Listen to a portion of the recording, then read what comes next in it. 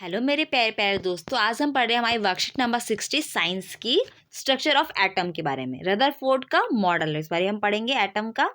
जिज्ञासा दीदी, what is the Rutherford model of atom? Rutherford का मॉडल का जो एटम था वो क्या था, हमें बताइए।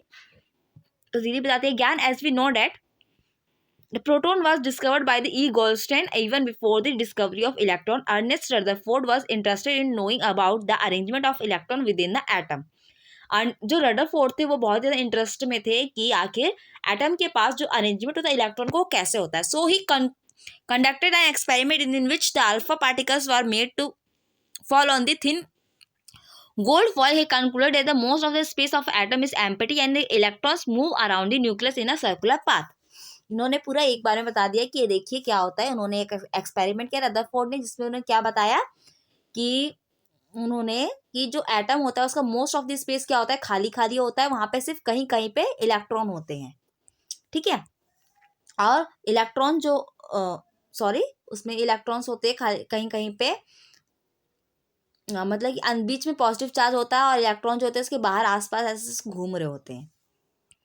अब हम इनका मॉडल समझते क्या है। रदरफोर्ड का alpha mod particle scattering experiment, a gold foil of 1000 atom thick was selected due to the high malleability and the alpha particles are bombarded on it. The alpha particles are positively charged helium ions. These alpha particles were expected to the reflected the atom has the proton in it.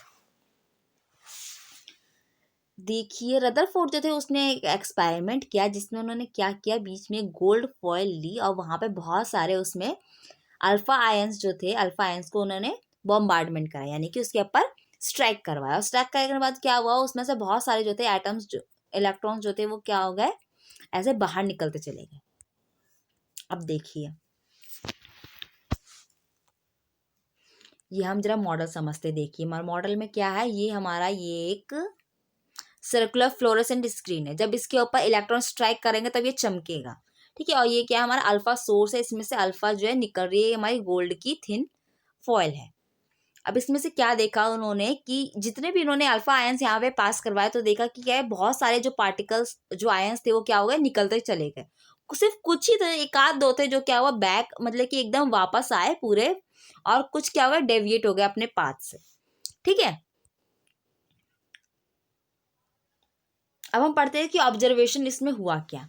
पहले Rutherford ने ये model जब किया तो उसका क्या benefit हुआ, देखिए। इससे पहले जो जे थॉमसन का मॉडल आया था, इसमें क्या था कि जो पूरा है वो पॉजिटिव चार्ज है, ठीक है। और सिर्फ कहीं कहीं पे क्या है, नेगेटिव चार्ज है एटम से।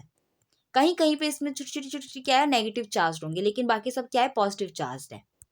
तो रदरफोर्ड ने मॉडल किया कि जब मैं गोल्ड की फॉयल ली मैंने, और जब मैं इस पे बॉम्बार्डमेंट कराऊंगा अल्फा आयंस का, और अल्फा आयंस क्या होते हैं, सारे पॉजिटिव होते हैं, ये पूरा पॉजिटिव है। और जब इसके ऊपर जब पॉजिटिव आयन जाएंगे तो क्या होगा, ये सारे क्या हो जाएंगे, बाउंस बैक करेंगे।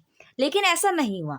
जितने भी इसने अल्फा आयंस इसमें डाले, क्या हुआ, मोस्टली जैसे 12,000 है, 12,000 में सारे यहाँ से पास हो गए, सिर्फ 1%, सिर्फ एक जो था वो क्या हुआ, एक वापस आया।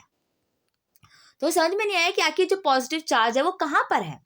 तो उन्होंने ये देखकर अपने एक्सपेरिमेंट के हिसाब से फिर उन्होंने कुछ ऑब्जर्वेशन दिए, कुछ रिजल्ट निकाले कि most of the fast moving alpha particles pass straight through the gold foil, some of the particles were deflected by the small angles and one out of every 1200 particles appear to the rebound. देखिए उनका observation उन्होंने क्या की कि जो है बहुत सारे पार्टिकल्स जो थे वो पास कर गए, कुछ जो थे वो अपने पास से डेविएट हो गए, और सिर्फ 12,000 पार्टिकल्स में सिर्फ एक था जो कि पूरा बाउंस बैक होकर आया था, ठीक है।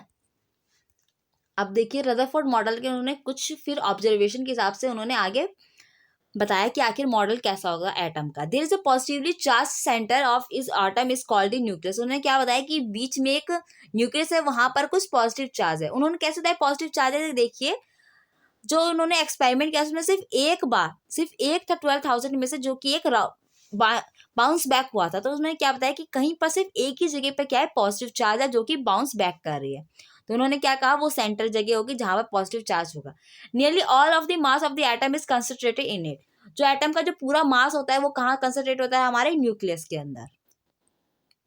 The electron revolve around the nucleus in a circular path. और उसके पास में क्या होता है, जो इलेक्ट्रॉन होते हैं एटम के पास पास क्या होता है, न्यूक्लियस के पास पास सब क्या कहते हैं, घूमते रहते हैं गोल गोल।